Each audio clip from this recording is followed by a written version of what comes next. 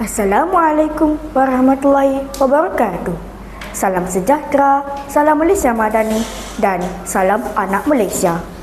Yang berusaha, Tuan Pengerusi Majlis, barisan panel hakim yang arif lagi bijaksana, guru-guru yang dihormati, serta rakan-rakan yang saya kasihi. Kalau roboh kota Melaka, papan di Jawa saya dirikan. Kalau sungguh bagai dikata, badan dan nyawa saya serahkan. Pantun warisan ini mengajar kita bahawa mempertahankan sebuah negara memerlukan pengorbanan. Namun, pada hari ini, cabaran mempertahankan negara bukan lagi dengan mengangkat senjata. Sebaliknya, kita sedang berdepan dengan perang pemikiran, perang berita palsu, perang kata-kata kebencian, perang buli cyber. Ironinya, semakin canggih teknologi di tangan, semakin rapuh adab dalam tindakan. Semakin pantas jari menaik, semakin perlahan hati menilai. Lalu saya bertanya, apakah benteng yang masih mampu menyadukan jutaan rakyat Malaysia yang berbeza bangsa, agama dan budaya?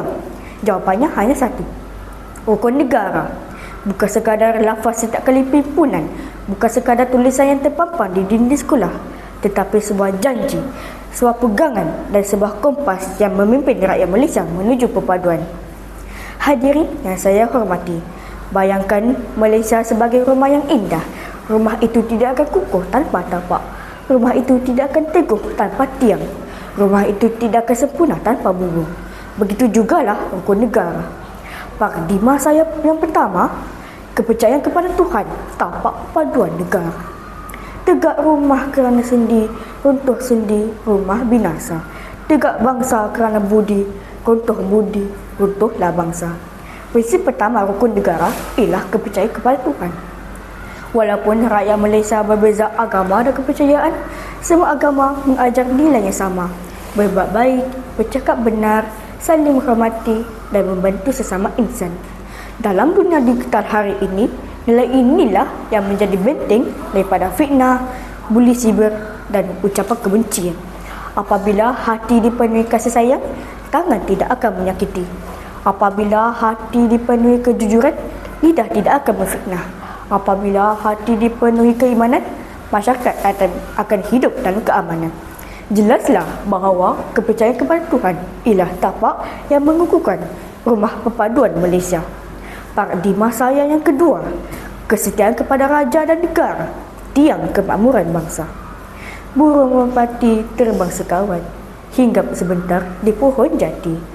Setia kepada raja dan watan, negara aman, rakyat dihormati.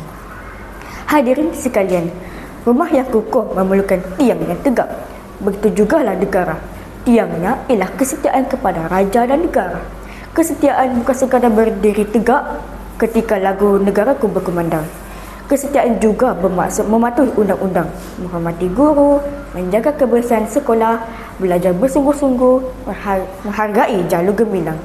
Malaysia kini melangkah maju dalam bidang teknologi digital, inovasi dan kecerdasan buatan. Namun, kemajuan itu tidak akan bermakna jika rakyat hilang semangat cinta akan negara. Ingatlah, anak-anak hari ini ialah jurutera, doktor, guru, saintis dan pemimpin negara pada masa hadapan. Jika hari ini kita sedia kepada negara, suatu hari nanti negara pula akan berbangga dengan kita. Paradigma saya yang ketiga, kesopanan dan kesusilaan, bumbung keharmonian negara. Hadirin yang saya muliakan, rumah tanpa bumbung tidak mampu melindungi penghuninya. Begitu juga negara tanpa adab. Prinsip kesopanan dan kesusilaan mengajar kita bahawa budi bahasa ialah lambang kemuliaan bangsa.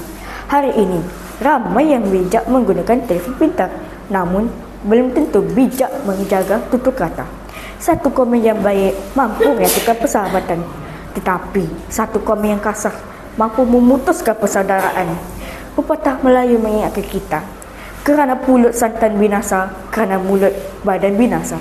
Oleh itu, marilah kita menjadi generasi yang menggunakan media sosial dengan penuh hikmah, bercakap dengan sopan, menghormati perbezaan, mengangkat nilai budi bahasa. Kerana apabila adab dijunjung, perpaduan akan disanjung. sidang dewan yang saya muliakan, kini jelaslah bahawa rukun negara bukan sekadar 5 prinsip untuk dihafal. Kepercayaan kepada Tuhan menjadi tapaknya, kesetiaan kepada raja dan negara menjadi tiangnya, kesopanan dan kesusilaan menjadi bubungnya.